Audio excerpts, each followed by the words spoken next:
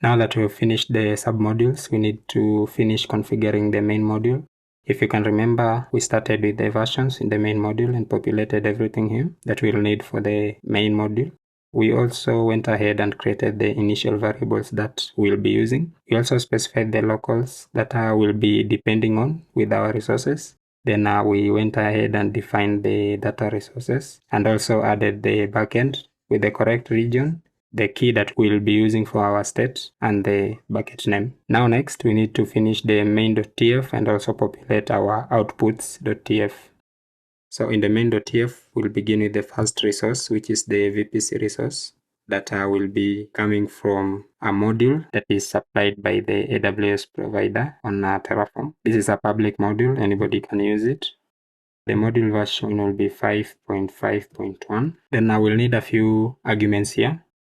The availability zones specified as is, and here we expect a list. Remember, we had defined this data resource for availability zones, this one, so we can rely on this data resource. And for this setup, we are just using 2 subnets. We don't want more subnets, but in your case, depending on your need, you can add additional CIDR blocks and also additional subnets. So we'll start with data.aws availability zones.available, and then we take .names. So the names key gives you the array or the list of the availability zones. We'll take the first one for the current region in which we are running this setup, and then we'll also take the second one. Then for the VPC CIDR block, use the var.vpc CIDR.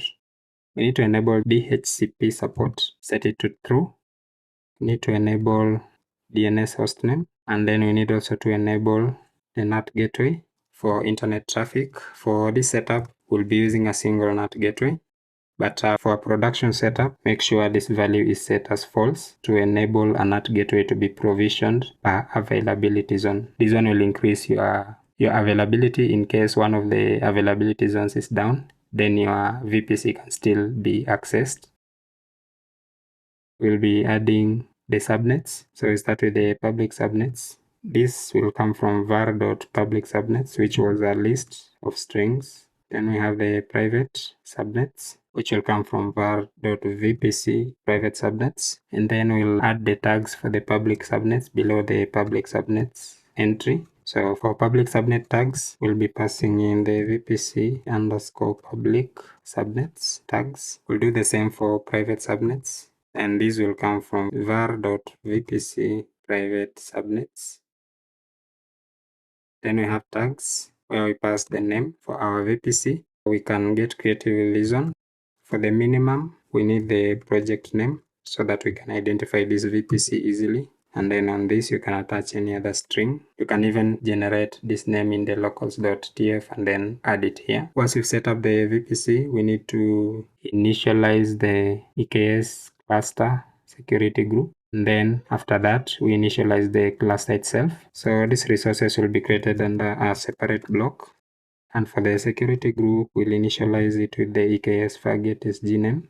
The source will come from the modules /security group module. Then we'll pass in the name, which expects the project name. We'll get the VPC ID, which comes from the module vpc.vpc underscore ID. We have the unique ID, which will come from var EKS. Then I will pass in the egress roles from local. So this is the ingress role and this is the shared egress role. So we'll just use the shared egress role.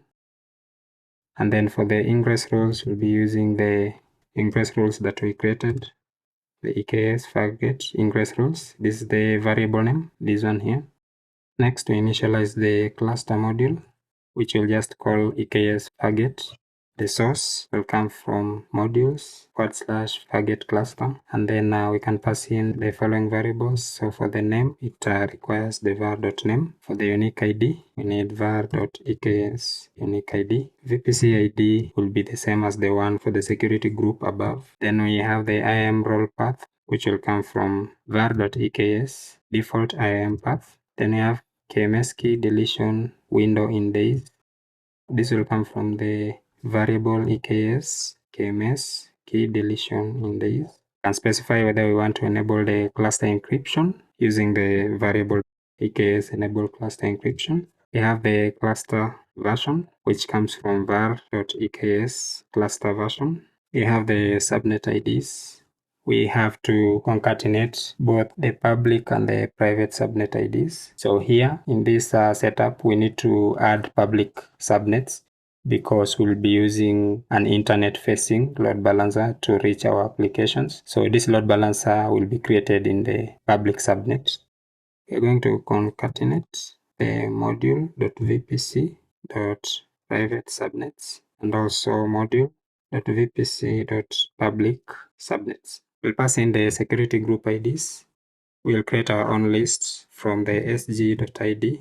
Then we'll pass in the cluster timeouts, which will be coming from the EKS cluster timeouts variable. Then now we have cluster add-ons, which will come from local.eks cluster add-ons. This is a variable that we created a while back, so you can see the add-ons that we are passing. Pass in the data plane wait duration that will be used by the sleep resource. Here we'll pass the variable EKS data plane wait duration. Then now we have the cluster add-on timeouts, which will come from EKS cluster add-on timeouts. Let's check this variable in the main variables.tf, which is a map of strings. So here we also passed in a wrong variable, so correct it to expect a map of strings under the Fargate cluster. Then I will indicate whether we want to create the CloudWatch log group by passing the EKS create CloudWatch log group variable. Then I'll pass in the KMS key from var.eks CloudWatch log group KMS key ID. We'll pass in the Fargate profiles that will come from local.fargate profiles. And lastly, we'll pass in the tags from local.tags. And then this module will depend on the security group module. And the security group module will depend on the VPC module. So with that, we can initialize the Terraform data resource and we can name it configure EKS kubectl. You can use any name you want. Then we'll be using a local provisioner of type local exec, and then it will be running the following command: AWS EKS update kubeconfig. Then we pass in the region from var.aws region variable. Pass in the name of the cluster, which will come from module.eks fargate.name. And then now we can add an interpreter down here, which will be the bash with option C. This resource will depend on the Fargate cluster module. And with this, we are ready to validate our Terraform config and then apply it and also test our cluster.